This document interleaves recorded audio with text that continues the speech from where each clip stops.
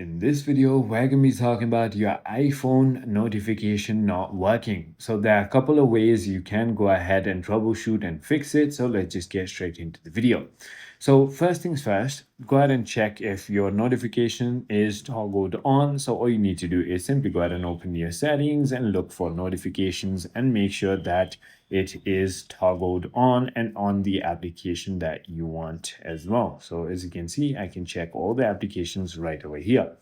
The second thing you can go ahead and try is going to be by restarting your phone. So simply go ahead and restart your phone. And if that also doesn't fix it, then head into General. Scroll all the way down until you find Transfer or Reset iPhone. Click on Reset and click on Reset All Settings. And what this will do is it will keep all your files and folders, but simply go ahead and delete all settings.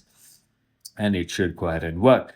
I hope this video clarifies everything for you. If you have any more queries, feel free to comment down below, and I'll see you on the next one.